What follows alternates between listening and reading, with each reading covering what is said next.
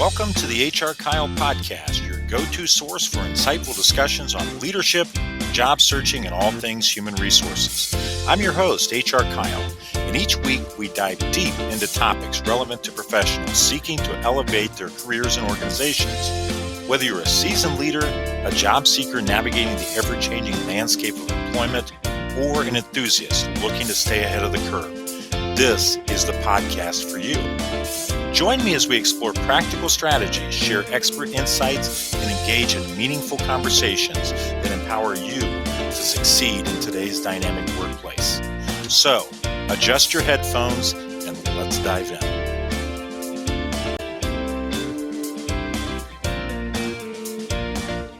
Hello and welcome to this episode of the HRKyle podcast. I'm your trusty host, HRKyle. The theme for this episode grew out of a recent discussion I was having at a networking event. And Dave, if you're listening, you gave me this idea. The crux of the conversation centered around the fact that no matter what field we work in, we all are ultimately salespeople. We're always in some sort of a selling mode. And you know what? I agreed. And on top of that, I thought it would be a great idea for an episode.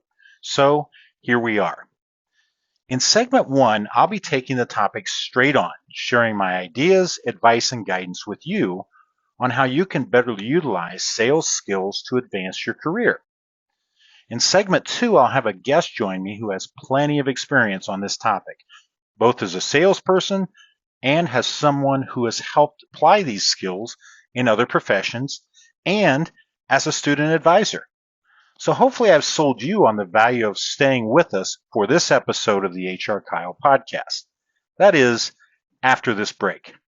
Greetings, I'm Kyle Smith, and I'm here to offer you a speaking experience that goes beyond the ordinary. With a rich background in leadership, HR, and personal development, I bring a unique blend of expertise and passion to every presentation. Whether it's Leadership Unleashed, well-being at work, or career mastery, I delve into topics that empower individuals and organizations to reach their fullest potential. What sets me apart?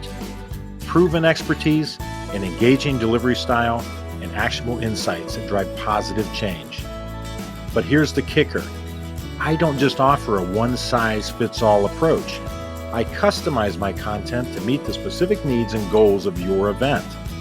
So let's elevate your event together. Contact me now to reserve your date and unlock the full potential of your audience and organization. Don't miss out on the opportunity to inspire greatness. Visit HRKyle.com today. I hope you enjoyed that brief break and welcome back to the HRKyle podcast and our discussion around the value of sales skills to professional advancement. In the grand theater of life, we all don that cloak of the salesperson, whether we realize it or not. From the moment we step into the professional arena, we're constantly selling ourselves, our ideas, and our skills.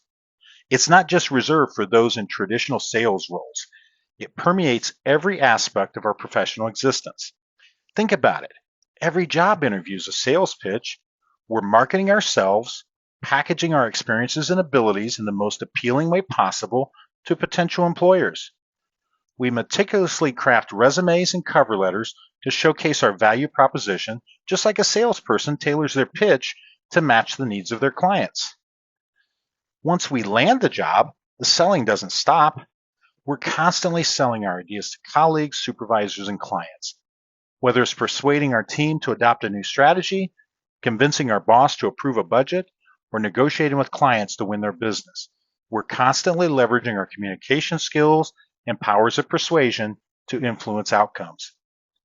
Even beyond the confines of our professional roles, we're still selling. Networking events become opportunities to sell ourselves and forge meaningful connections. Social media profiles serve as digital storefronts where we curate our personal brand to attract attention and opportunities. We're always selling ourselves as reliable, competent, and valuable assets in the marketplace of talent. But being a successful salesperson isn't just about talking a good game. It's about authenticity, integrity, and empathy. The most effective salespeople aren't pushy or manipulative. They're empathetic listeners who genuinely seek to understand their audience's needs and concerns.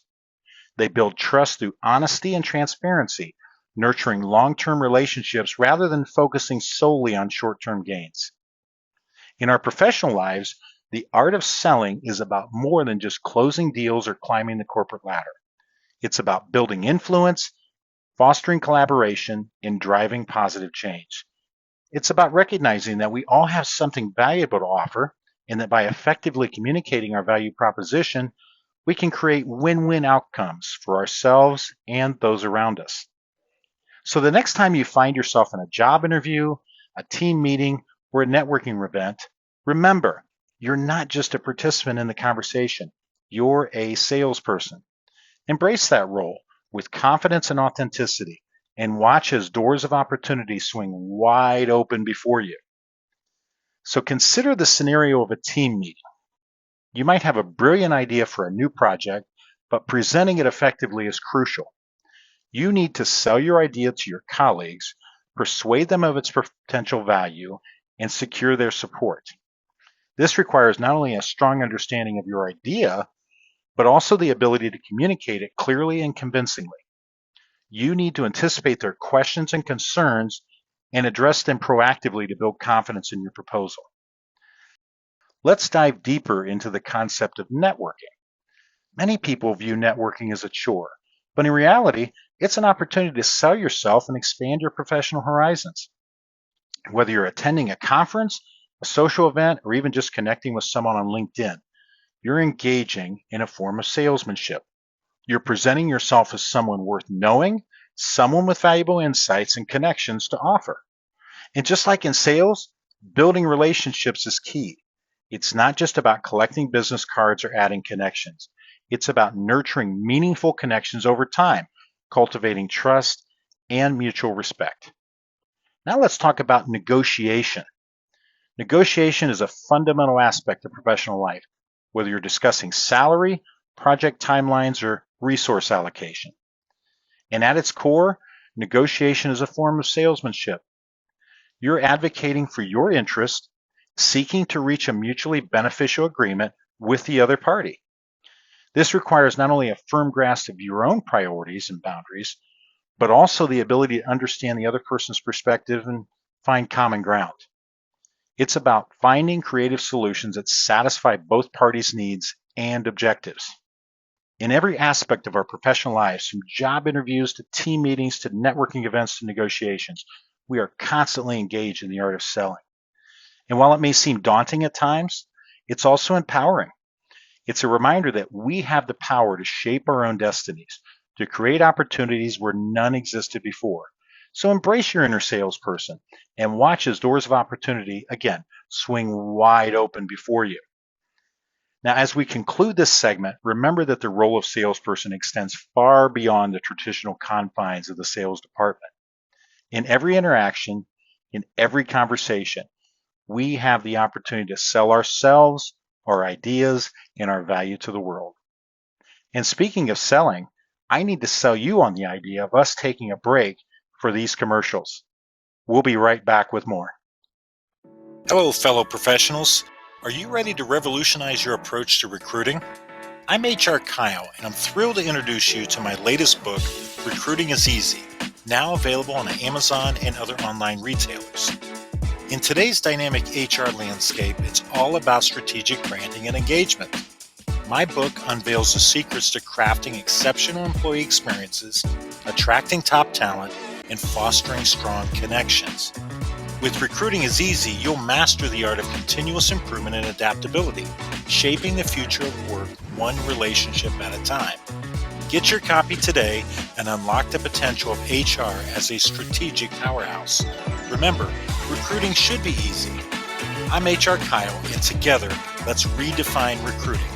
Look for Recruiting is Easy on Amazon and other book online retailers. Are you striving to lead your team to success? Or perhaps you're navigating the complexities of the job market. Introducing The Solution, the HRKyle YouTube channel. Your go-to source for insightful guidance and practical tips. With short 1 to 2 minute clips, our videos save you time while delivering impactful, usable strategies. From effective leadership techniques to mastering the job application process, access valuable advice in minutes. Don't miss out. Subscribe to the HRKyle channel on YouTube today. Welcome back to segment 2 of the HRKyle podcast. Now let's continue this talk of utilizing sales skills to advance your career by talking to a man who's very familiar with this topic. Not only has he held sales roles, but he's been a sales manager, and most recently, he was an admission counselor and career specialist working with students at a trade school. To say Thomas knows something about this topic is definitely an understatement. Thomas, welcome to the HRKyle podcast. Absolutely, Kyle. Thank you for having me on. I really appreciate you taking the time to meet with me. You're very welcome, and we're glad to have you here with us today. Thomas, we always start out with the easiest question, so I'm going to put this one out first. Tell us a little bit about yourself. Okay. All right. Well, I originally grew up from Louisville, Kentucky, and but now I live here in Cleveland, Ohio, probably the last 15 years. I got 3 kids. They're all pretty grown up. I got one in college, 2 about to finish high school next year, and outside of that, as far as professionally, I have I started out attending Western Kentucky University, where I went into advertising. From there, I kind of pivoted. I was looking for something in advertising, but it was shortly after 9/11, and I don't ever think a lot of people remember how the job market was back then, and it was pretty tight. And usually, when it comes to cuts, advertising, marketing, a lot of times that's the first thing to go. So I ended up getting into insurance. I worked in insurance for like 3 years. I worked in a big office building, and as I was there, I met other people in the office building, not necessarily working with the company I had that I was with, and I met other people. And through that networking, just within the office, I was able to find a company that was hiring. They knew at the time I had twins on the way, so it's like, all right, it's time for a job change. We got to make sure we're able to make a little more income to support, the family's about to double. I met somebody, they had a sales position there for Alaris. They were an aluminum manufacturing company. And I moved on and got the opportunity there. That was going great. I was there for about 3 years until we hit another recession, 2009, and they had actually shut down our office in Louisville, Kentucky. So they shut down the office, but they offered me a position at the corporate office here in Cleveland, Ohio. I thought it was a good opportunity. I took it. Also in the market, there wasn't a whole lot available at the time, but it was a good opportunity. From there, I grew a lot. I went into senior roles. I went into a supervisor role. Also helped lead their had an automotive initiative where they were trying to, I know, with electric vehicles these days, they're really trying to lighten the weight of the vehicles. So I was in charge of the inside sales team to add more aluminum to these vehicles to make them lighter, so they're hitting all these standards of mileage. So I was with Alaris for almost 8 years. I ended up taking another sales role, mostly for work-life balance. I was working a lot of long weekends. It was called Formtech. It's another manufacturer doing aftermarket sales. It was great. Learned a whole other manufacturing set. It was roll forming. They did roll formers, which basically take flat metal, shape it, curve it, make it to whatever products you want. And I was in charge of doing aftermarket parts and selling parts to basically keep people's machines running. That was an interesting kind of sales because we're doing 2 things. We're trying to make sure people are prepared and have parts ready so they can, if there is outage, they can continue to run. But and if that's not the case, if they need a part right away, usually it's an emergency. So a sense of urgency and service for the customer was a real big part.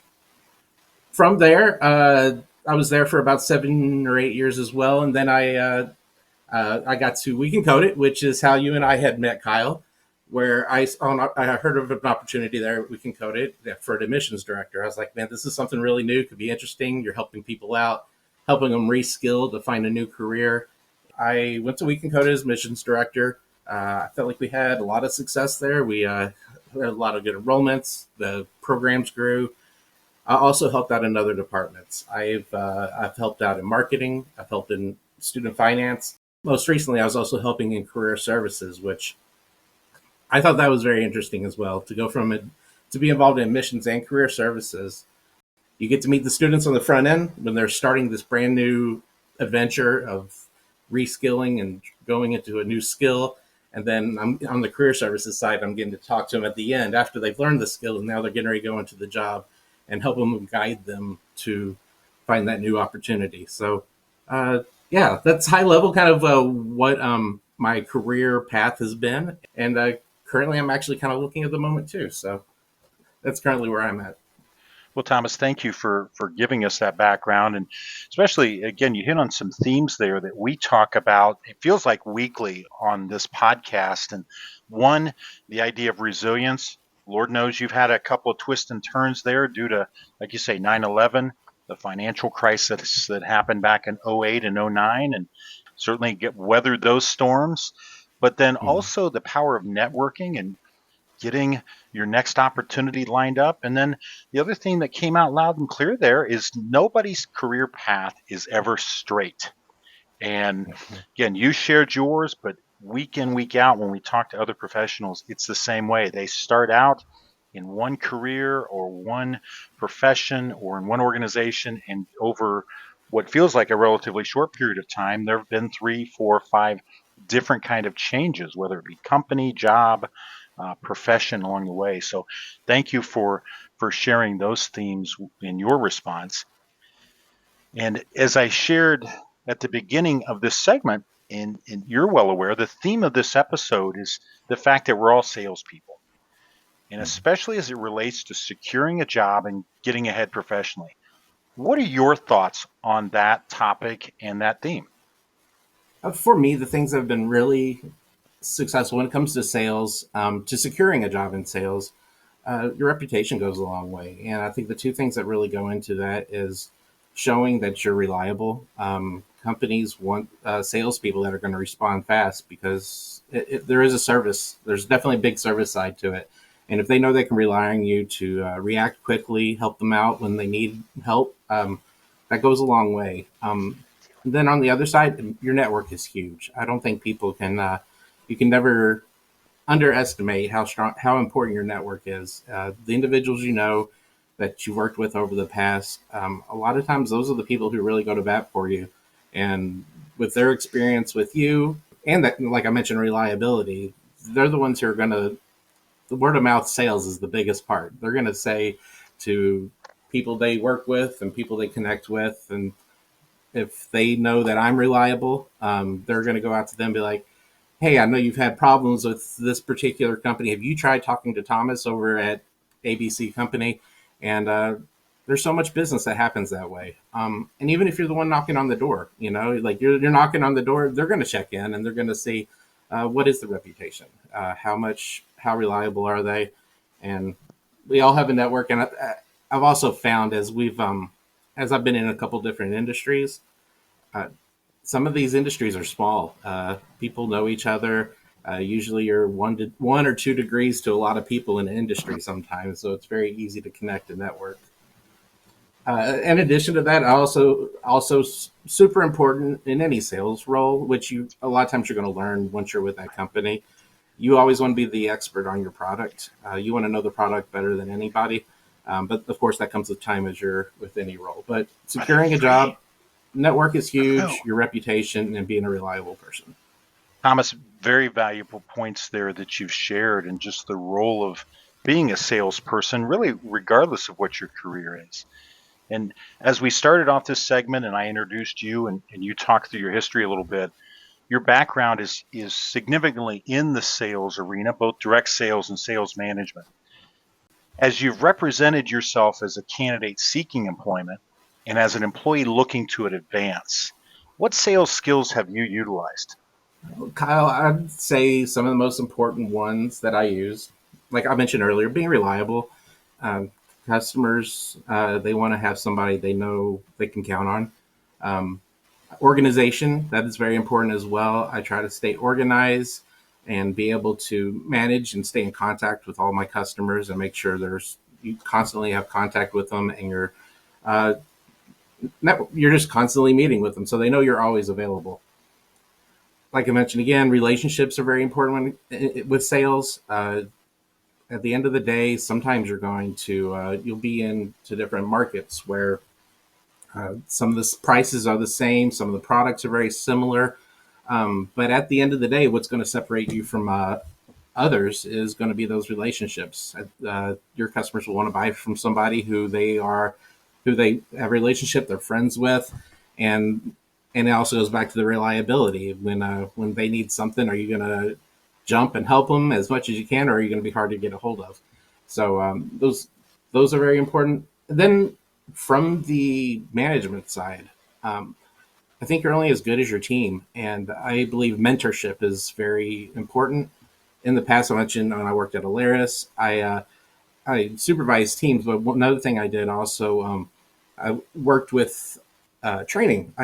We had a 26-person sales team. We had sales associates as well as administrators, and I was responsible for scheduling and setting up all the trainings monthly, and I also worked directly with my team as well and make sure they're constantly being trained up. And I always tried to take whatever information, whatever experience I had, and pass that along, because one thing that's always been important to me is make sure the people on my team are best set up to be promoted in those next positions. So if ever I leave, or if ever there's another opening in another supervisor role, I've always tried to make sure my team is ready to get those positions, and have usually been very successful at getting them ready and jump into some of the other supervisor roles. So mentorship is huge, making sure everybody's trained up. And if everybody's trained up, doing a great job, your team's going to do well. And as a sales manager, that'll make you look great as well. So yeah, those four things were some of the skills that I think are important: reliability, organization, mentorship, and I can never say enough about the relationships. I have relationships that are 20, 15 years old that I still stay in contact with, and still connects me with other people in the industries. Well, Thomas, I appreciate you answering that the way you did, because you spoke to so many intangibles there, first off, and you spoke certainly about advancing your career and using those sales skills. But the other key point you made there was utilizing those same skills to pass on to your team, and recognizing the fact, as you said, you're only as good as your team. So again, another key component to these sales skills and practicing them is, as you said, passing those on to the team that you're leading as a manager. Absolutely. And I feel that there's nothing more rewarding just seeing the people that you work with move on to bigger, better things. And that was part of the rewarding part with Week in Code, watching the students you talked to at the beginning and watching them move on to careers as well. And just being able to watch people grow, that makes it all worthwhile. It's nice to collect a paycheck and everything, but watching others and helping others move on to bigger, better things, that's definitely exciting. Very true. And basically, it's the difference between being the boss and being a leader. And what you spoke of is leadership, certainly. Thomas, as we started off today, and as you shared during introducing yourself, your background includes about a 2.5-year stint in academic admissions and career services. How did you use your sales experience on both at the admissions side, but also the career services side of your work? Sales to admissions, that was a fairly easy transition. You're still presenting a product to someone, and you're trying to see if they're the right fit. There's obviously some expectations. As in admissions, you're more selective in regards to who is the right fit for your school. The people who are coming in are having to take admissions assessments, and you're trying to see if they're able to be accepted into the boot camp. And in addition to that, you want to make sure it's the right fit. They got to be aware that it's intense. It is a boot camp. It's 14 weeks long, and they are working hard those 14 weeks. So you're not only letting them know about the program that's available, but you're also making sure that they have the aptitude, they have the availability, because it does take lots of time. And in addition to that they're willing to put in the work. So which in those cases it is different than a typical sales job, because it's a very specific customer, so to say. Whereas if you're selling a product, you don't have to look out as much because you're selling a product, they know what they're getting. And sometimes I think students may not realize how hard the work is in a boot camp versus maybe just a traditional school. So that part was different, but you want to be the product expert and you're presenting that product to them. So there was a lot of similarities there. We are also presenting the information to them. So in any kind of sales position, you may have a presentation and you're telling them everything about your product and letting them know why it is a good product for them. Now, as far as the career services part, like I mentioned earlier, I jumped in at We Can Code It in multiple roles. I jumped in student finance, I've jumped in marketing, and then career services. I was with career services for about 5 or 6 months at the end. My team there, I know you had Olade on the podcast recently, and her and Amani, they were a huge part of me growing because I know career services was new to me, and they have tons of experience. So I leaned on my teammates, and they were great. They realized that we were a team, and they were willing to teach me what they knew, and I was able to incorporate some of the things in sales that I knew. From an organization standpoint, I was able to utilize some of our tools to be able to help make their job better. We had a huge cohort with Amazon Career Choice that brought in lots of grads to us, and the amount of grads we had was significantly higher than what we have had in the past. And so we look for ways to create some automation to be able to help get students scheduled with meetings, mock interviews, meet on their resume to help we can help them develop a resume. So I was able to help there. I had presenting skills already, so I was able to use that as well from the sales side. But at the end of the day, I did lean on a lot of their experience from the career services and recruiting side, and they were awesome to work with. I grew a lot in that from those 5 or 6 months, learning from them as well. Well, and it sounded like, again, those sales skills came in handy, not only in the roles, but just being able to transition and demonstrate value to the organization. So Mm-hmm. I think we've seen those skills come out in some different ways than even we've talked about in this episode. Thomas, with the couple of minutes we have left, what advice would you pass along to those listeners who realize that they need to hone their sales skills to get ahead, but they're just not quite sure where to start? When it comes to honing your sales skills, network as much as possible. Your network is important, and it's imperative. Connect with those that you know and find out who they know. You want to talk to them and ask, hey, do you know who in the industry is looking for this product? And always talk to them, talk to the next people, ask them who they know. Make introductions. If you have a good reputation, if you've been in sales for a little while, make sure you have a great reputation. I believe in being a reliable person, jumping through hoops for your customers. And if you do those things, people will recommend you. And then people also continue to come back, whether they're in the company that you met them at. There's also been people I've worked with in the past, and they'll be at a completely different company and they're a brand new customer just based on those relationships alone. And then, in addition to that, wherever you're at, be the expert in your product. Know your product up and down, and that way, when you're speaking confidently to your customers, you're able to speak to the product, give them all the details, and educate them. So you can keep it in simple terms because they're new to the product. You're there to educate them and know your product well. The relationships are important, and I cannot stress that enough. Keep those relationships going, whether it's your customers, your colleagues, and it'll go a long way because you'll meet colleagues in the future that may be somewhere else, and they may be at the next sales role you want. Keep in touch. So constantly network, build those relationships, be reliable. Yeah, those are the key things I think you should hone on as a salesperson. Wonderful points, Thomas, and thank you for educating us and sharing your background and experience and the things that you've learned. But folks, that brings this segment with Thomas to a close. And Thomas, I really want to thank you for joining us to shine a brighter light on how important sales skills are to career advancement. Absolutely, I appreciate you having me on, and I love your podcast, Kyle. You're doing great things. Yeah, love the interviews. Everything is amazing with what you're doing.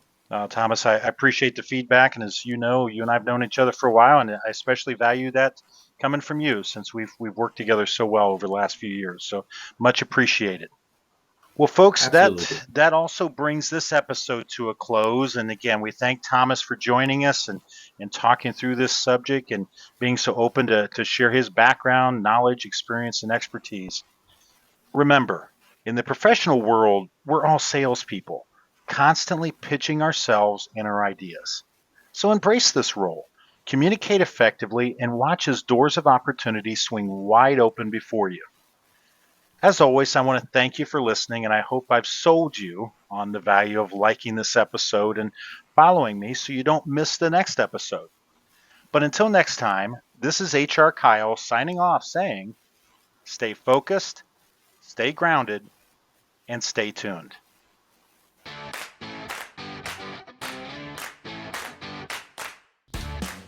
Well, that's a wrap for today's episode of the HRKyle podcast. We hope you found our discussion valuable and filled with insights that you can apply in your professional journey. Whether you're a business leader aiming to foster a thriving workplace or a job seeker looking to carve out your own path, remember that HRKyle is the compass that can guide you towards success. If you enjoyed this episode, don't forget to subscribe, rate, and share it with your network. We're committed to being your trusted source for HR wisdom, and we look forward to having you back with us for our next episode. Remember, in the world of HR and professional growth, there's always room for progress. Be sure to visit our website at HRKyle.com. That's HRKyle.com to learn more about how we can help you meet your business and professional goals. So until next time, this is HRKyle signing off. Stay motivated, stay informed, and keep reaching for those career goals. Music provided by bensound.com. That's bensound.com.